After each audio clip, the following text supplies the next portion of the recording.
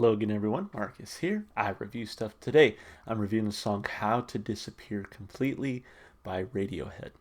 As usual, this song comes to you as a request from one of my viewers. So if you want to get your song reviewed, just do what they did. Leave it in the comments and I'll be sure to add it to my list. And hey, it was actually more than one person who requested this song. I recently sat down and listened to after the same off the same album, excuse me, Kid A, that was the first song I've ever heard from Kid A. I've heard some songs. I've heard all of In Rainbows, I think, at this point, and I've heard, I think, most or all of OK Computer. I've heard a couple songs from The Bends. I've heard a couple songs from Hell to the Thief. I listen to so much music, guys, I forget sometimes.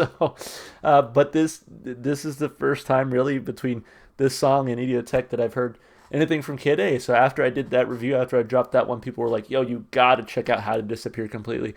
It was definitely the most requested song kind of after dropping that video. So I was like, hey, let's jump back into it. People are speaking highly of this one, and saying I gotta hear it. So let's hear it. Let's jump in. Again, Radiohead, How to Disappear Completely. Here we go.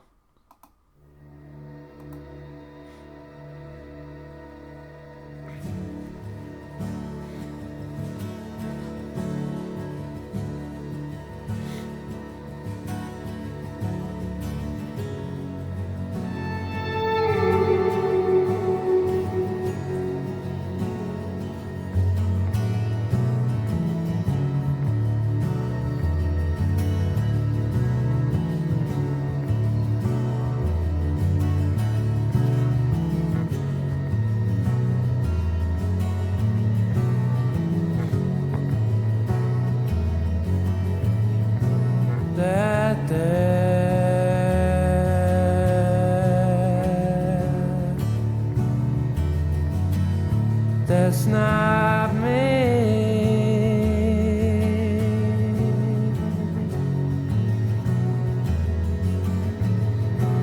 I go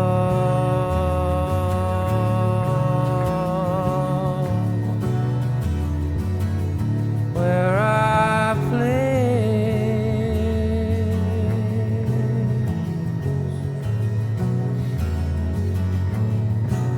I walk through walls.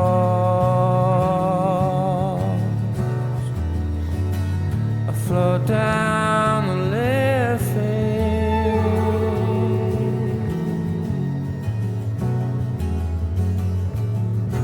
I'm not here.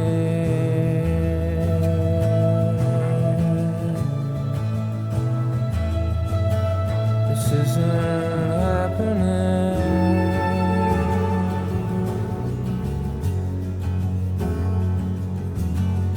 I'm not here.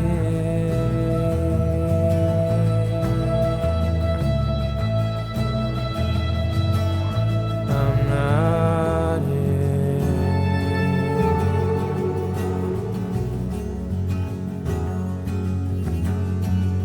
In a little while,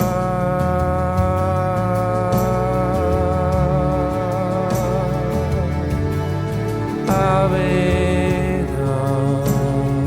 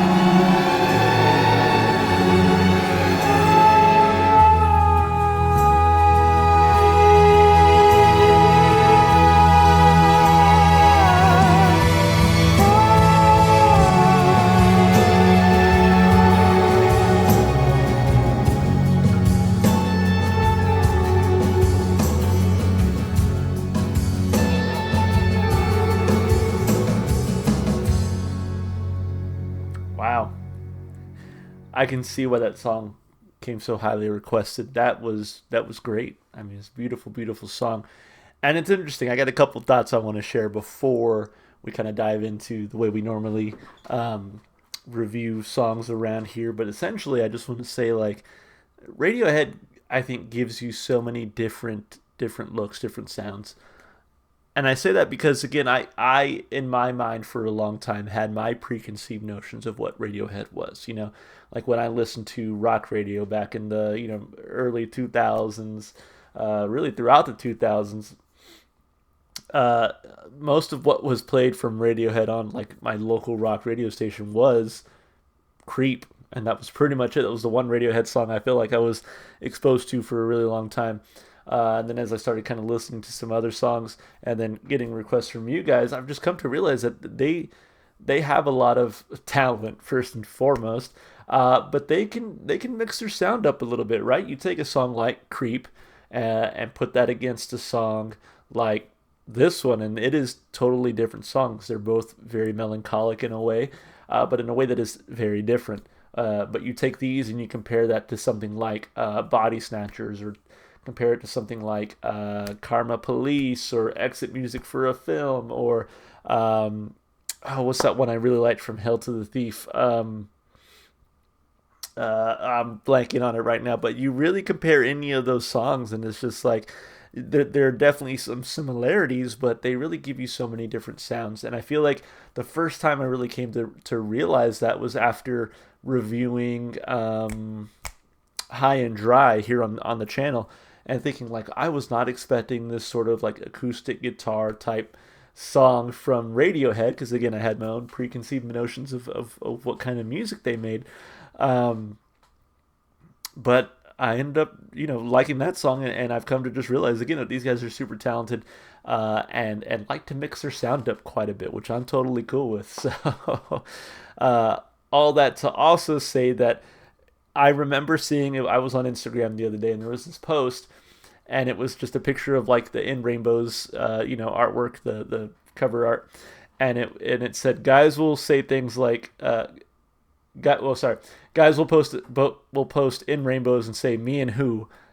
And it's like me and you and a therapist, my brother, like get some help.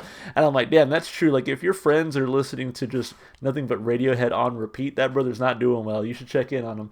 And I mean that respectfully, in the sense that like Radiohead, I think captures just so perfectly a feeling of like melancholy. I feel like a lot of their songs, after I sit and listen to them, I feel melancholic, if you will. And I feel the same after this one. I'd have to really dive into the lyrics to tell you more about what the song is about. But again, walking away from this one, I'm like, I feel a sense of melancholy. So anyway, let's break the song down like we always do. Of course, starting with the lyrics. I do want to read this about section here in the song. It says, "How to Disappear Completely was based on a dream Tom York had, in which he was floating around the city as if he were a ghost." The chorus also came from advice that Michael Stipe of REM gave him during the OK Computer tour, so that he could get away from everything. The aesthetic of the instrumentals and the vocals in this song dovetail nicely, resulting in an almost impressionistic effect wherein the band sonically recreates the sensations and mind states of those fleeting, dreamlike, or seemingly hallucinatory glimpses of life. The ephemeral, out of body and time aesthetic is carried throughout Kid A. The title is taken from Doug Richman's 1986 book, How to Disappear Completely and Never Be Found, a guide on faking one's death and establishing a new identity, ideally borrowed from an actual dead person with similar vital statistics. Interesting.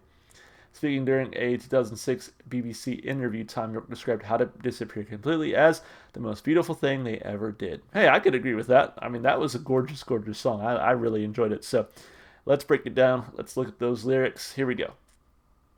That's not me. I go where I please. I walk through walls. I float down the Liffey? I don't know. I'm not here. This isn't happening. I'm not here. I'm not here.